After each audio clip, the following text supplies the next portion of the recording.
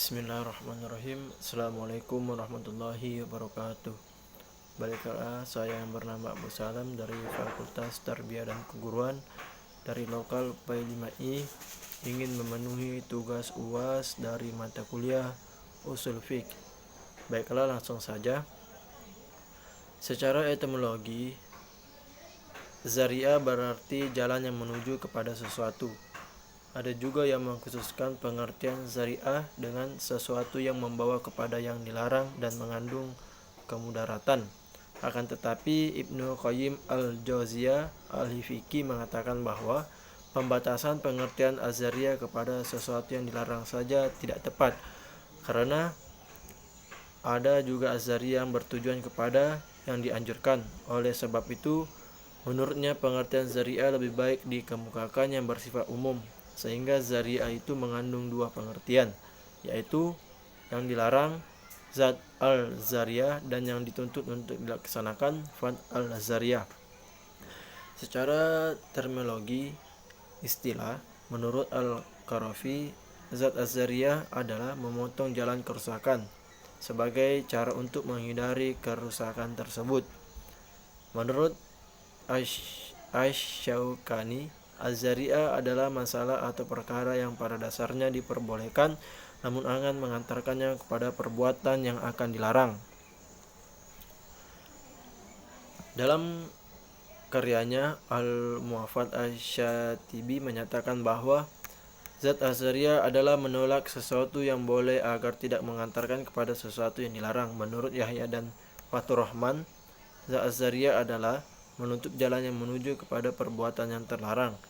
Dari berbagai pandangan di atas, bisa dipahami bahwa zat az-zari'ah adalah menetapkan dilarang atas suatu perbuatan tertentu yang pada dasarnya diperbolehkan untuk mencegah terjadinya perbuatan lain yang dilarang. Kedudukan sebagai sumber hukum kedudukan az-zari'ah. Sebagaimana halnya dengan qiyas, dilihat dari aspek aplikasinya, zat az-zari'ah merupakan salah satu metode pengambilan keputusan hukum dalam Islam. Namun dilihat dari sisi produk hukumnya, zat az-zari'ah adalah salah satu sumber hukum. Tidak semua ulama sepakat dengan az-zari'ah sebagai metode dalam menetapkan hukum. Secara umum, berbagai pandangan ulama tersebut bisa diaplikasikan dalam 3 kelompok, yaitu yang pertama, yang menerima semuanya; yang kedua, yang tidak menerima semuanya; yang ketiga, yang menolak semuanya. Kelompok pertama, yang menerima sepenuhnya sebagai metode dalam menetapkan hukum, adalah mazhab Maliki dan mazhab Hambali. Para ulama di kalangan mazhab Maliki namun mengembangkan metode ini dalam berbagai pembahasan fikih dan usul fikih mereka sehingga dapat diterapkan lebih luas. Dan kelompok yang kedua, yang tidak menerima sepenuhnya sebagai metode dalam menetapkan hukum, adalah mazhab Hanafi dan mazhab Syafi'i. Dengan kata lain, kelompok ini menolak zat az-zari'ah sebagai metode istinbat pada kasus tertentu, namun menggunakannya pada kasus-kasus yang lain. Dan kelompok yang ketiga, yang menolak sepenuhnya sebagai metode dalam menetapkan hukum, adalah mazhab Zahiri. Hal ini sesuai dengan prinsip mereka yang hanya menetapkan hukum berdasarkan makna tekstual, sementara zat az-zari'ah adalah hasil penalaran terhadap sesuatu perbuatan yang masih dalam tingkatan dugaan, meskipun sudah sampai tingkatan dugaan yang kuat. Dengan demikian, bagi mereka konsep az-zari'ah adalah semata-mata produk akal dan tidak berdasarkan pada nashah secara langsung.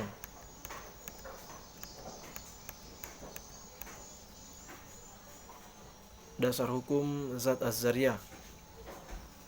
1. Al-Quran. Dan janganlah kamu memaki sembahan-sembahan yang mereka sembah selain Allah, karena mereka nanti akan memaki Allah dengan melampaui batas tanpa pengetahuan. Demikianlah kami jadikan setiap umat menganggap baik pekerjaan mereka, kemudian kepada Tuhan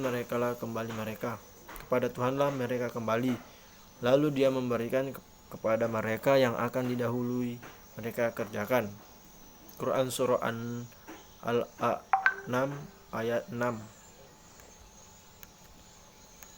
Pada ayat di atas, mencaci maki Tuhan atau sembahan agama lain adalah azariah yang akan menimbulkan adanya sesuatu mafsadah yang dilarang, yaitu mencaci maki Tuhan, sehingga sesuai dengan teori psikologi yang orang yang Tuhannya dicaci kemungkinan akan membalas mencaci Tuhan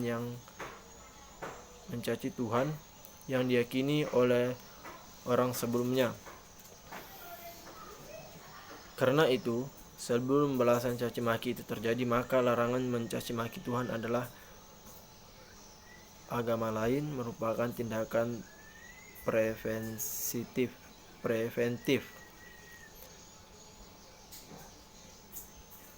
Hai orang-orang yang beriman, janganlah kamu katakan kepada Muhammad Ro'inna, tetapi katakanlah unsurna, dan dengarlah, dan bagi orang-orang yang kafir siksaan yang pedih. Quran Surah Al-Baqarah ayat 2. Baiklah, mungkin hanya ini yang saya dapat sampaikan. Kurang dan lebihnya saya mohon maaf. Saya akhiri dengan ucapan wassalamualaikum warahmatullahi wabarakatuh.